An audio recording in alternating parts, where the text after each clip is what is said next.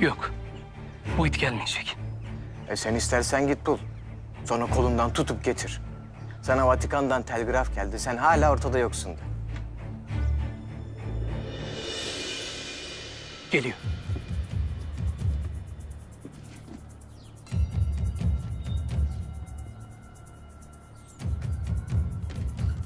Güzel. Avcı avın kokusunu alacak. Av başlayacak.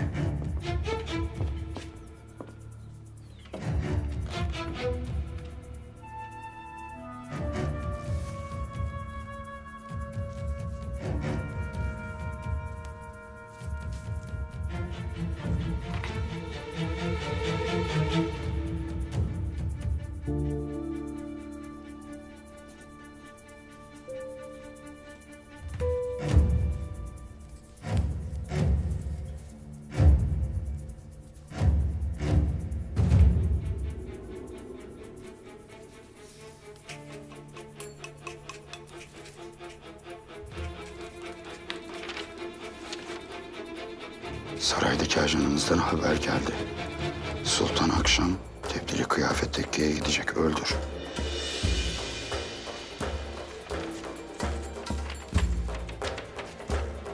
Bu sefer elimden kurtulamayacaksın Abdülhamit.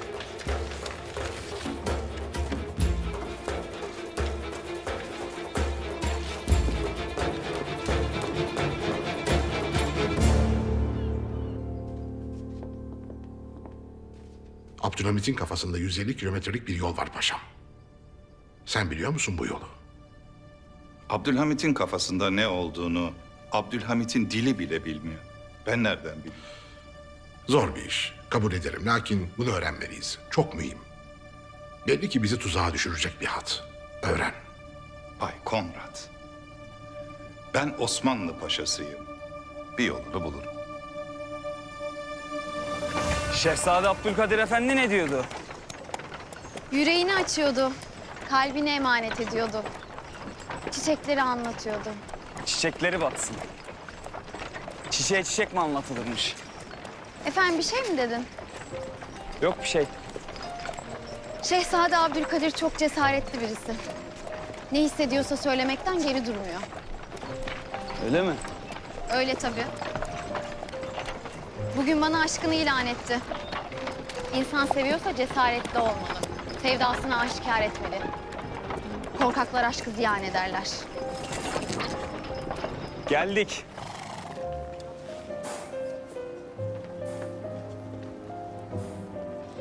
Benim şu hayatta öğrendiğim bir şey varsa o da korkakların asla kazanamayacağıdır. Sen işini hallet. Ben burada bekliyorum. Lüzum yok. Sen gidebilirsin. Bir korkan beni korumasına ihtiyacım yok. Allah hünkârımızın emridir. Sen kovsan da illa burada bekleyeceğim. Dinin yar, devletin yar, milletin yar olacak. Başka sevda var olmayacak. Abdülhamit bu demiryolu hamlesini tekrardan başlatmaya karar vermiş. Vaziyet vahim. Neymiş vahim olan? Bu demiryolu projesinin 150 kilometrelik yolunu büyük bir sır gibi saklıyor. Yine kafasında neler döndürüyor anlayamıyorum ki. Bu da ne zor bu adam ya. Demir yolu yapıyor. Yine içinde gizli yolu var. Yalnız çok yakında kıyamet kopacak. Yer yerinden oynayacak. Tabii Abdülhamit bu badireyi de atlatırsa ondan sonra onu kimse yıkamaz. Ben o gizli yolu Abdülkadir'den öğrenirim. Ha, Ne de olsa artık tamamen bize teslim olmuş durumda. çok haklısın. Madem ki Abdülkadir hürriyet davasına inanıyor, hürriyet sevdalısı elini taşın altına koysun. Abdülhamit gidince yaşam hakkı olsun istiyorsa bu kadarını da yapsın artık. Yapar yapar.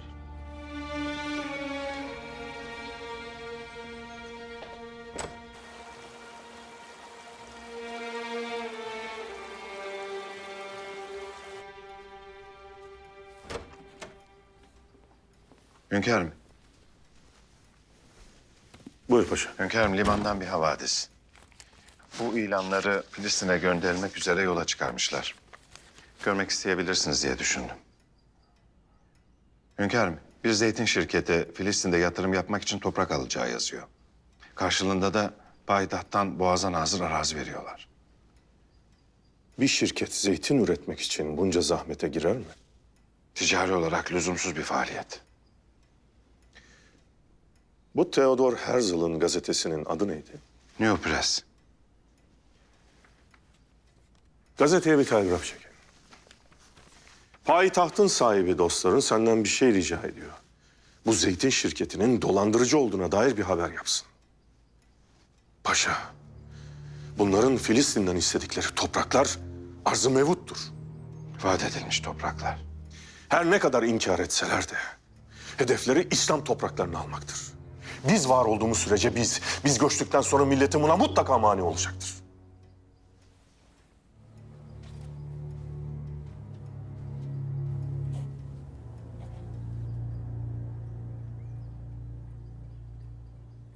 İşittin mi şehzadem? Demir yolu için tekrar çalışma başlatmış hünkârımız.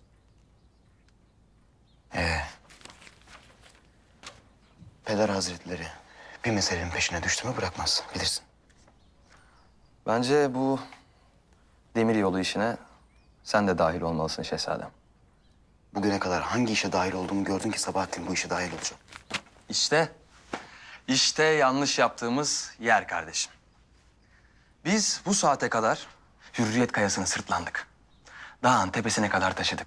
Tam zirveye çıkaracakken zorbanın biri geldi onu geri itti. Ama biz yılmadık. Tekrar denedik. Her seferinde aynı sonuçla karşılaştık. Hep zirveden düştük. Neden? Çünkü şehzadem biz o Hürriyet Kayası'nı yalnız taşımaya çalıştık. Kendimize bir ortak aramadık. Ne yapalım Sabahattin? Kim yardımcı olacak bize? Kardeşim, Avrupa'da binlerce hürriyetperver var. İşte senin bu demir yolu işine girmen bu dostlarımız için çok mühim. Demir yoluyla ne alakası var? İngilizler bizden bazı küçük bilgiler istiyorlar. Eğer sen bu işe dahil olursan bu meseleyi çok kolay hallederiz. Ne diyorsun Sabahattin? Muhbirlik mi yapacağım? Bak kardeşim. Bak. Bu fikirler nasıl neşrediliyor biliyor musun? Ha? Sen sanıyorsun ki Avrupa'da Osmanlı'ya muhalefet para eden bir şey. Kardeşim, hünkârımız her işlerinin peşine düşüyor. Bu gazetelerin çıkması için İngilizler, Fransızlar hürriyet aşıklarına yardım ediyorlar. Bizden de bazı küçük hususlarda yardım istiyor İngiliz dostlarımız. Bu gazeteler yaşasın diye. Ha. Eğer yardım edemezsek bunları iyi oku kardeşim. Çünkü bunlar hürriyet fikrinin son mecmuaları. Sabahattin.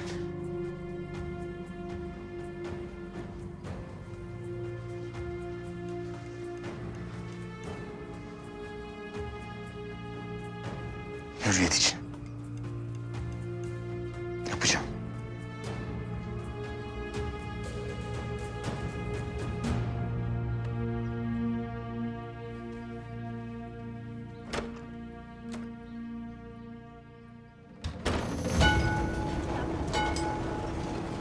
Ismarladığınız bir elbise var mıydı? Hayır yok. Arzu ederseniz hazır birkaç elbisemiz var. Ya da beğendiğiniz kumaştan dilediğiniz gibi diktiririz. Hazırlara bakayım. Tabii.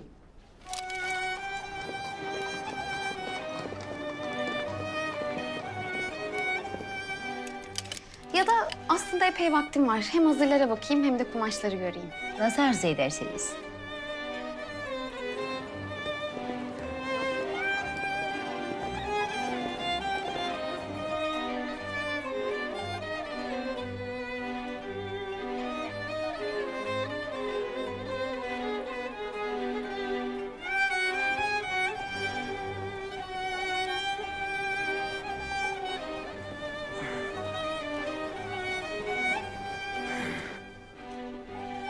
Buyurun paketiniz hazır.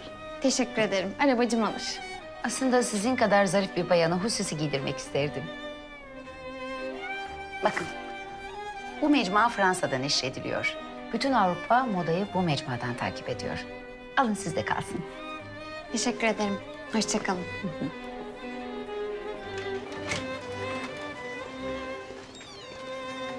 Ömer, Bitti mi işin? bitti bitti. Çok yoruldum. Paketimi alabilir misin? Tabii. Yorulursun tabii. Bunca vakit içeride ne yaptıysan.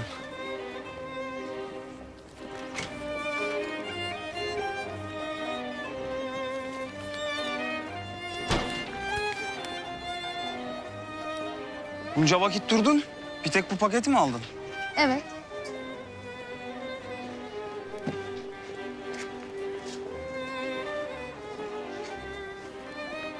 Bir elbise için bu kadar vakit harcanır mı ya?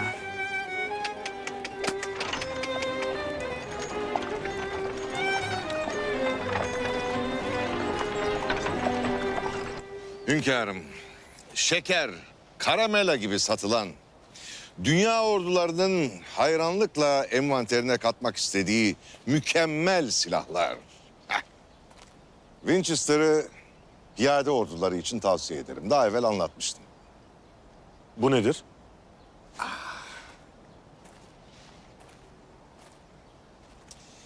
Maxim, makineli tüfek. Gaz basıncıyla çalışır. Sıkışma yapmaz. Dakikada 100 mermi yakar. Ölümü bile parçalar hünkârım. Zaruf Efendi. Bu silahtan 1000 adet isterim. 10.000 adet de Winchester tüfeği isterim. Lakin gireceğimiz harp topçu harbi olacak. Krupp toplarından 3000 adet isterim. Hünkârım, bu kadar silah çok büyük bir harbin habercisi olur. İngilizler, Fransızlar, Ruslar, hatta Almanlar dahi korkar. Mani olmaya çalışırlar. Mani olurlarsa karşılarında beni bulurlar. Siz dediğimi yapın. Emredersiniz hünkârım. Bu numunelerde hediyemizdir hünkârım.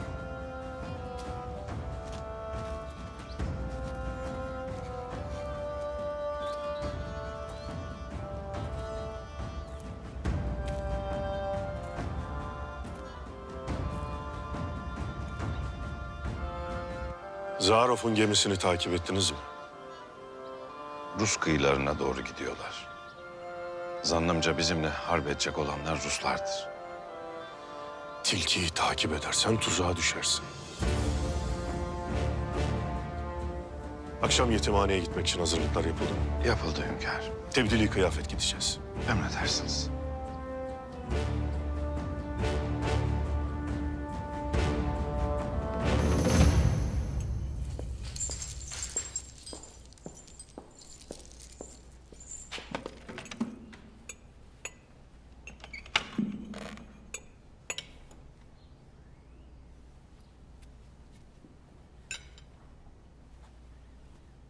Ne oluyor? Kan kokusu aldım da biraz bastırsın dedim. Kimin konu? Kızıl Sultan'ın. Bizimkilerden haber geldi. Abdülhamit akşam korumasız tekkeye gidecekmiş. Çıkışta iftardan sonra basacağız mermiyi.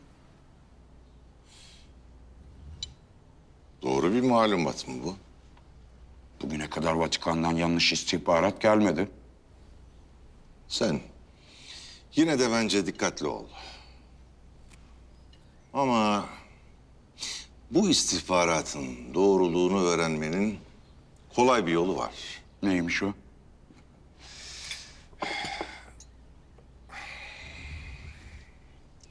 Sen önce benim gemimin peşinde olup olmadıklarını öğren. Sonra ben bu haberin doğru olup olmadığını nasıl öğreneceğini sana söylerim. Tamam. Zaten akşama kadar nasıl sabredeceğimi merak ediyordum. Hallederiz.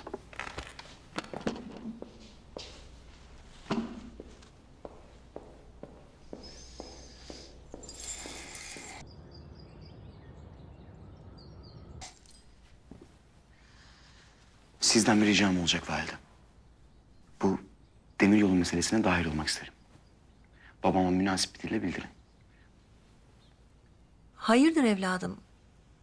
Yani elbette ki çok güzel olur. Hünkârımız da bundan çok memnun kalır ama nereden icap etti şimdi bu? Sabahattin söyledi. Başta haberim dahi yoktu ama iyi bir fikir. Hem tecrübe kazanmış olurum. Ne diyorsun oğlum sen? Sabahattin gelip kendisi sana bunu söylediyse hepimizden çok ona hayrı dokunur. Ben de böyle düşünüyorum validem. Ben bu demir yolları işine girdiğim vakit mutlaka Sabahattin benden bir şey isteyecektir. Sen de dayanamayıp yapacaksındır. Validem, Mahmut Paşa'nın işini tam anlamıyla bitirmek istiyorsak önce itimatlarını kazanmamız lazım. Eğer zafer istiyorsak elbet bunun bir bedeli olacak. Nasıl bir bedelmiş bu Abdülkadir? Ben her şeyi tertip ettim. Onlara saklı tutulan hattı söyleyeceğim. Oğlum bu bir devlet sırrıdır. Bir paşanın ihanetinin meydana çıkması karşısında bu sır küçük kalır validem. Sırrın telafisi vardır lakin ihanetin yoktur. Ama dayının ikbali de ellerindedir. Dayımı da kurtaracağım. Nasıl? Bütün bu tertiplerin arkasında halam vardır. Sizden ricam onunla konuşmanız ve Sabahattin'i benim kurtardığımı söylemeniz. Ve karşılığında da mektubu isteyeceğim. Böylelikle dayım tam anlamıyla kurtulmuş olacak. Ben de Mahmut Paşa'nın itimadını kazanmış olacağım. Ve vakti geldiğinde de delillerle hainliğini ispatlayacağım.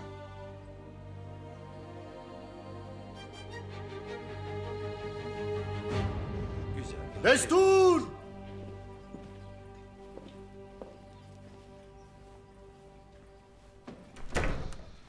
Hünkârım, Ethem Paşa, Rıza Paşa, Fuat Paşa ne zaman bir araya gelsek hep harpten konuşuruz. Niçin paşa? Harpten başka hatıramız yoktu ondan. Sizler çetin harplerin paşalarısınız. Lakin bu kez en kuvvetlisiyle karşı karşıyayız. İstikbalde harp mi var sultanım? Her vakit harbin içindeyiz. Siyasette ihanetlerle çarpışırız. Lakin bu seferki başka. İngilizler kendilerini gizleyerek bir devlete savaş ilan ettirecekler. Rus gavuruyla mı? Öyle sanmamızı isterler paşa. Lakin harp tedbirdir. Biz her cenahta sağlam duracağız. Doğu mevzilerimizle alakalı vaziyet nedir? Erzurum, Kars, Kafkas cephelerimiz her daim hazırdır. Hazırladığımız Hamidiye tabyaları da düşmana direnecek kuvvettedir. Âlâ. Serasker Rıza Paşa, Doğu ordularına tatbikat emri veriniz. Araziye çıksınlar. Hareket kabiliyetimizi ölçelim. Kimin saldıracağını yakında öğreneceğiz. Lakin harp nizamımızı şu düsturlar üzerine kuracağız. 1. Denizi geçmek için göğü aldat. Açıktan hareket edeceğiz. Ordularımızın yerini, siperlerimizin mevkini bilecekler. Normal faaliyetlerimizi yürütüyor gibi görüneceğiz. Niyetimizi gizleyeceğiz. Hedefi gizleyip rotayı şaşırtacağız. Yani mevzilerimizde sapma olmayacak. Düşman istihbaratına açık olacak. 2. Düşmanı beklerken rahat ol. Biz hazırlıklarımızı tamamlarken onların saldırmalarını bekleyeceğiz. Biz gücümüzü ölçerken onları yoracağız. Birliklerimize merkezden emir gelene kadar saldırmama talimatı vereceğiz. 3. Ağustos böceğinin kabuğunu çıkart. Sahte hücum birlikleri kuracağız. Aynı sahte hücumu 2 kez yapacağız. İlk ikisine düşman tepki gösterecektir. Lakin üçüncüsünde tereddüt edecektir. İşte o zaman mağlup olacaktır. Paşalarım, İngilizlerin üzerimize kimin salacağını yakında öğreneceğiz. Lakin biz Ruslar saldıracakmış gibi tedbirimizi alıp Batı cephesini imar edeceğiz. Harbi bizzat ben idare edeceğim. Erkan-ı Harp Yıldız Sarayı'na kurulacak. Emredersiniz.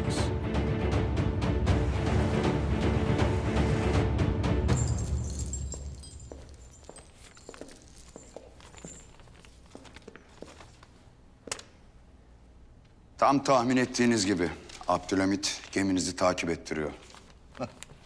Harikulade. Cihan hünkârını takmışım peşime. Götürüyorum onu yanlış bir cepheye. İrem bana bak. O Mahmut Paşa kaypağına sakın ağzından bir şey kaçırma, satar bizi. Osmanlı savaşın açılacağı cepheyi son ana kadar öğrenmemeli. Belki savaşa bile lüzum kalmayacak. Abdülhamit'i öldüreceğiz, savaş da bitecek. Ya savaş olursa biz para kazanırız.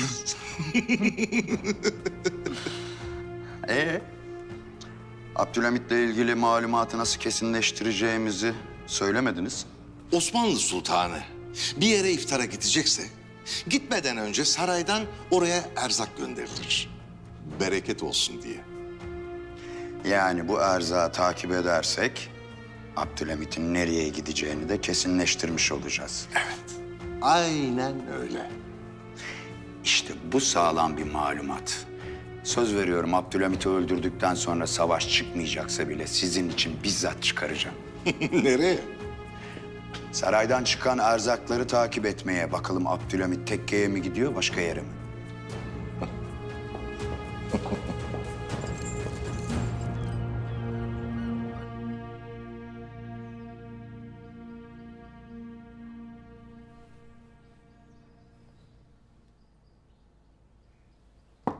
Gel.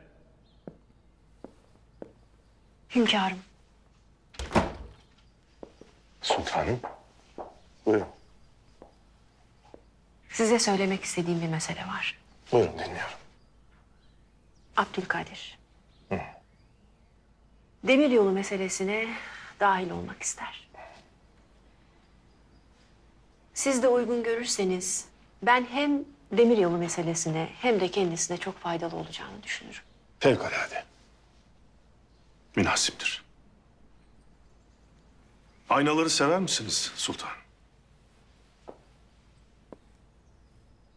Bilirim seversiniz. Bir dostu Hazreti Yusuf peygamberimizi ziyarete gider. Ziyaretin sonunda mahcup bir şekilde der ki... size hediye vermek için her neye baktıysam... gönlümü, canımı hediye olarak getirsem... Hindistan'da baharat satmaya götürmüş gibi olurum. Sizin güzelliğinize layık bir hediye bulmak çok zor oldu der. Bu sebeple ben de sana bir ayna getirdim der. Ona baktıkça güneş gibi parlayan güzelliğinizi görüp mutlu olup beni hatırlarsınız. Size güzelliğinizi hatırlatsın sultanım. Bir güzele verilecek bundan âlâ hediye bilmem. Veren elin güzelliği muhatabına da geçermiş hünkârım.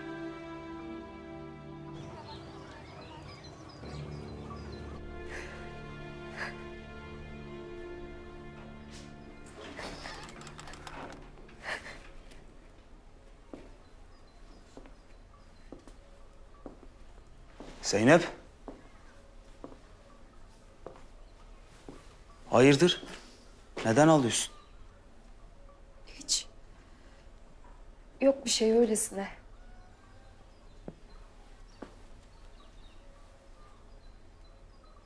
Bak, eğer bir derdin, sıkıntın varsa söyle. Bir hal çaresine bakarız. Yok.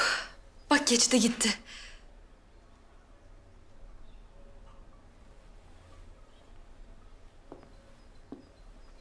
Ömer. Asiye teyzeme ağlıyorum. Hayattayken istediği hiçbir şey olmadı. Hep senin mürüvvetini görmek isterdi. Ama nasip olmadı. Bu onun vasiyeti sayılır. Doğru dersin Zeynep. Ben de evlenmek isterim. Gerçekten mi? Tabii. Bir ömür böyle geçmez ya. Elbet evleneceğim ben de. Geçmez tabii Ömer.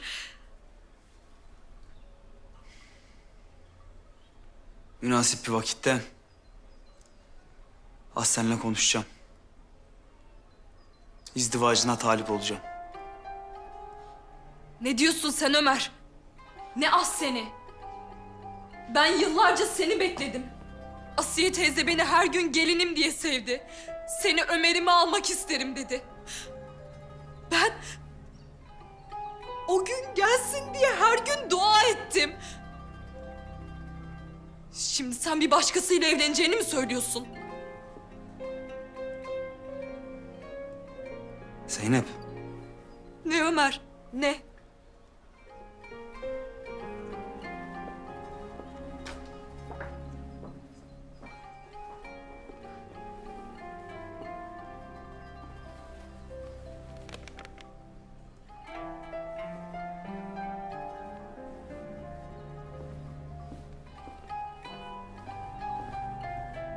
Zeynep abla.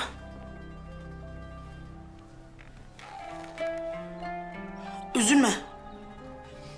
Ben biraz daha büyüyeyim, evlenirim seninle. Ağlama benim güzel ablam. Ağlama.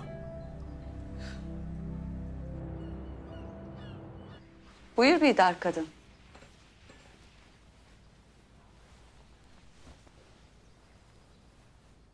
Sizdeki mektubu almaya geldim Seniha Sultan. Ne mektubu? Hangi mektup? Bende size ait olan bir mektup yok ki. Var. Var Seniha Sultan. Hatta o mektubu siz bile yazdırmış olabilirsiniz. Aa, ne münasebet canım. Yani siz de rüzgar ocağınızı söndürse benden bileceksiniz. Öyleyse ben size meselenin aslını izah edeyim. Şehzadem Abdülkadir'i Sabahattin'i kurtarması için ben gönderdim. Ne? Nasıl? Evlatlarımızın yaptığı yanlışlardan hünkârımızın incinmesini istemedim. Eğer Sabahattin'in yakalandığını hünkârımız işitseydi çok üzülecekti. Bu sebeple ben mani oldum. Şimdi Seniha Sultan, sizden kardeşimin üzerindeki iftiraları kaldıracak olan mektubu istiyorum. Rica ederim, veriniz. Ben bu işi halledeceğim.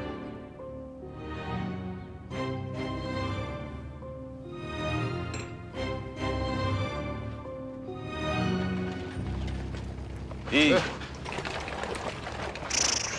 Yük nedir? Ferman Ferma Efendimizin hediyesidir. Ye. Ye. Ye. İyi. Ye. Ye.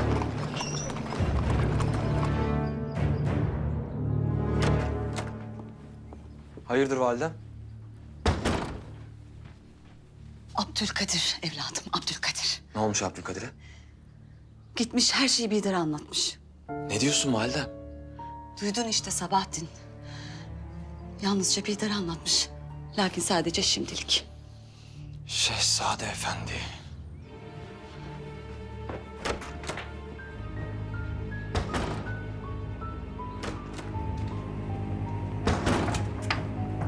Sen bizi nasıl satarsın Abdülkadir?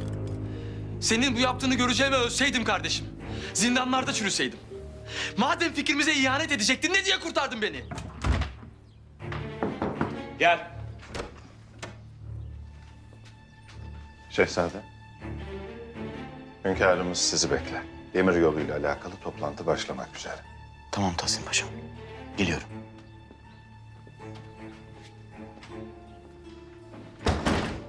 Ben ne sana ne de hürriyete ihanet ettim Sabahattin. Senin gerçek bir kurtuluşa kavuşman için valideme söylemem şarttı. Şimdi gidip o toplantıdan istediğimiz bilgileri alacağım.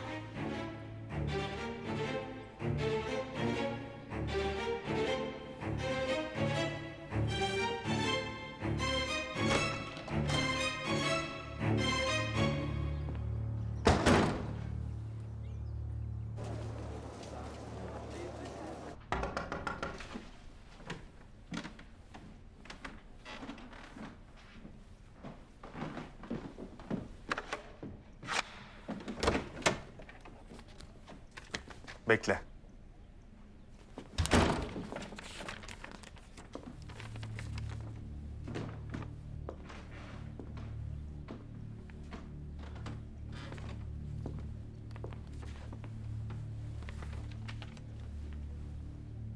Havadis ne? Yüzünüz değişti. Abdülhamit toprak alacağımız şirketin bir dolandırıcılık şebekesi olduğunun haberini yapmamızı istiyor. Bu ne saçmalık? Elbette yapmayacaksınız. Yapmak zorundayım. Çıldırdınız mı? Kendi gazetenizde, kendi elinizde dolandırıcı olduğunuzun haberini mi yapacaksınız? Bu haberi yapmak zorundayım. Fakat bu haberi okurlarsa kurduğunuz şirketin itibarı yerle bir olur. Tertibimiz boşa çıkar.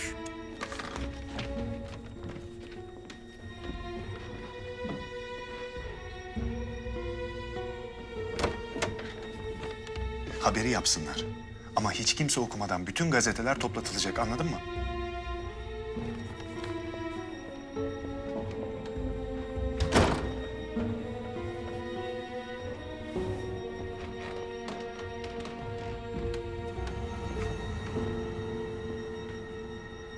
Hiç merak etmeyin.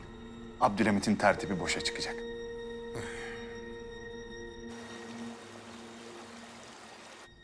Bu meselelerle alakadar olman beni pek memnun etti. Pek bahtiyar etti evladım. Bu meselenin sizin rüyanız olduğunu bilirim hünkârım. Ben de çalışmak, gayret göstermek isterim. O halde meselenin ehemmiyetini size anlatayım. Türk devletleri Anadolu'nun her yerinde kervansaraylar kurdular.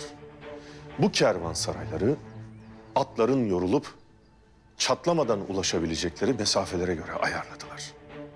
Atların yoruldukları yere bu kervansarayları diktiler. Bu sebeple kadim İpek yolu canlılığını korudu. Son 2 asırdır bu yol işlemiyor. Portekizliler Ümitburnu'nu bulmuşlardı. Buna rağmen İslam topraklarını kullanmaya devam ettiler. Ta ki İngilizler Süveyş kanalını açana kadar. Bu kanala sahip olan bütün dünya ticaretine sahip olur. İşte bizim siyasetimizin sırrı bu. Bu vakte kadar muhataplarımızdan bunu gizledik. Mağan'dan geçen tren hattı Akabe'ye kadar ulaşırsa ne olur? Süveyş kanalının kontrolünü ele geçiririz. İstediğimiz vakitte de askeri sevkiyat yaparız. Âlâ. Tıpkı dedem Fatih Hazretlerinin Rumeli Hisarı'nı yaptırması gibi. Bu Akabe hattı bizim için çok mühim. Hünkâr, Buyur paşa. hünkâr Filistin'deki toprak meselesiyle alakalı. Çıkabilirsiniz.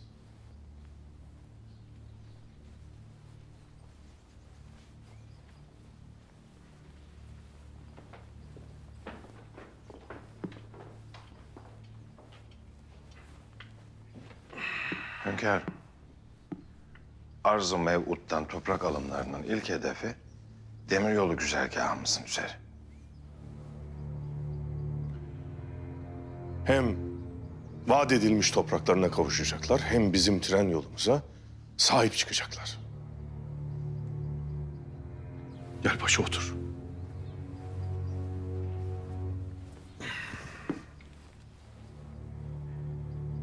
Tahsin Paşa'm. Belki biz siz varsınız bir de ben. Çevremiz hain dolu. Kelle almak kolay olsa da haini bilip yakınında tutmak, bilmediğin hainin çevrende olmasından evladır. Bizim siyasetimiz budur. Lakin sabrımızın da bir sınırı vardır. Bir harita çizdiriyoruz. Akabinde bir şirket gidip güzergah üzerindeki bütün toprakları almaya kalkıyor. Küffar boş durmaz. Fıtrat boşluk kaldırmaz. Sendelediğin an tepene çökerler. Ne yapacağız hünkâr? Sendelemeyeceksin paşa. Sendelemeyeceksin. Mekke Allah'ın haremidir. Medine Resulullah'ın haremidir. Kudüs müminlerin haremidir. Allah ve Resulü Haremine sahip çıkar, korur. Peki biz haremimizi koruyabilecek miyiz? Kudüs'e sahip çıkabilecek miyiz? Biz var olduğumuz sürece Kudüs düşmeyecek. İnşallah. Hünkârım, bu toprak alımını nasıl durduracağız? İlanda yazılı olduğuna göre paydattaki bir yalı arazisi karşılığında Filistinliler topraklarını satarlar. Kanarlar buna. Paşa, yanına Kemalettin evladımızı al. Takas için önerilen yalı arazisinin sahibini bul. Ona güzelce anlat. Eğer laftan anlamazsa ona de ki bizde bir hanedan var. O hanedanın başında bir halife var. Gayesi ilahi kelimetullah'tır. Kudüs ona emanettir. O emaneti korumak için can da verir, can da alır. Emredersiniz hünkârım.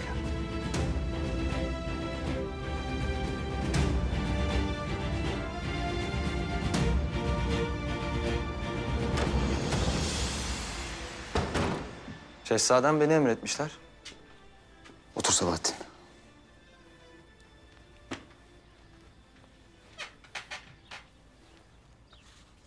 Ne öyle? Gözünü ayırmıyorsun. Demir yolları haritası. Ay şehzadem. Bu gidişle hünkârımız seni bu işin başına geçirir. Öyle bir niyetim yok Sabahattin. Ben de işimi hallettim sayılır. Nasıl? Hattın tüm güzergahını öğrendim. Ne? Nasıl şehzadem? Nereden geçiyor?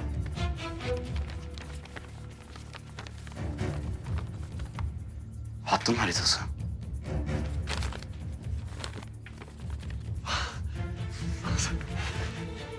Senin bu yaptığının karşılığı yok kardeşim. Bu harita hürriyetin kapı eşiği. Tarih seni yazacak. Tarih bu hürriyetperver şehzadeyi yazacak. Tarih bizi yazacak.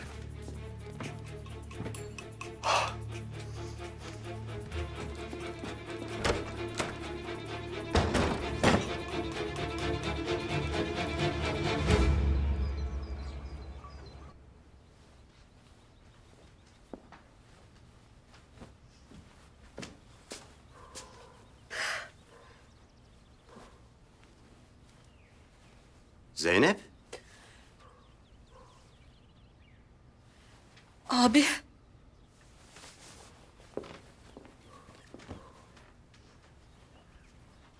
Ne oldu? Niye ağlıyorsun? Ömer. Ne oldu? Bir şey mi oldu Ömer'e? Ömer'e bir şey olmadı da benim yüreğimi ateşe verdi. Ters bir şey mi söylesin? Ona mı canın sıkıldı? Ya Ömer sinirlenince yapar öyle şeyler. Sen niye kafana takıyorsun? Ben yıllardır Ömer'le evlenmeyi beklerim. Hep onun hayalini kurarım. Asiye teyzem hep ima ederdi. Seni gelinim olarak görmek isterim derdi. Ömer de bilirdi bunu. Ama şimdi saraydaki kızla evlenecekmiş. Ben neden bekledim o zaman bunca vakit? Gidelim abi buradan. Kalmayalım daha fazla. Tamam kardeşim, tamam. Benim bacımın hisleriyle oynamak öyle kolay değil. Tamam. Sıkma canını. Sıkma canını. Yanlış yaptın kardeş. Yanlış yaptın.